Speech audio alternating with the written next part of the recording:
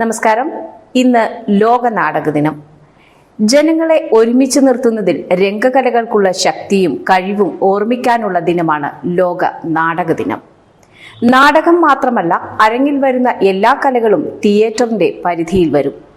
1961 ഹെൽസിങ്കിയിലും പിന്നീട് വിയന്നയിലുമായി ലോക നാടകവേദിയുടെ 9ാമത് കൺവെൻഷൻ നടന്നു. അന്ന് നാടകവേദിയുടെ പ്രസിഡന്റായ RV കിവിമയുടെ നിർദ്ദേശമാണ് ലോക നാടക ദിനമെന്ന ആശയം.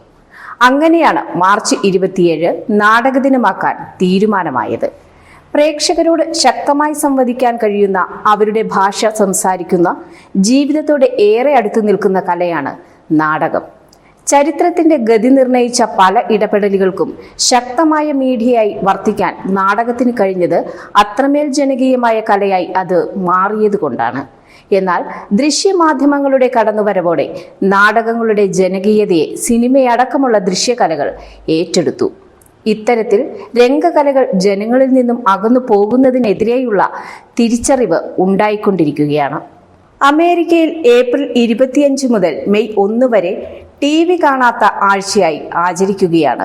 ഇത് രംഗകലകളെ പോഷിപ്പിക്കാനായി ചെയ്യുന്നതാണെങ്കിലും ശാശ്വതമായ പരിഹാരമാണ് ആവശ്യം. പുതിയ കാലത്തിനൊത്ത് നവീനമായ രീതിയിൽ രംഗകലകളെ പരിഷ്കരിക്കേണ്ടതുണ്ട്. അത്തരം മാറ്റങ്ങൾ ധാരാളമായി കടന്നു വരുന്നതോടെ രംഗകലകൾക്ക് അവയുടെ ജനകീയത വീണ്ടെടുക്കാനാവും. News, advertising, events, live, branding, social media marketing, media productions, ശബ്ദ ദൃശ്യ വിസ്മയങ്ങളുമായി Idukki live media productions, ITI junction, Kattappana.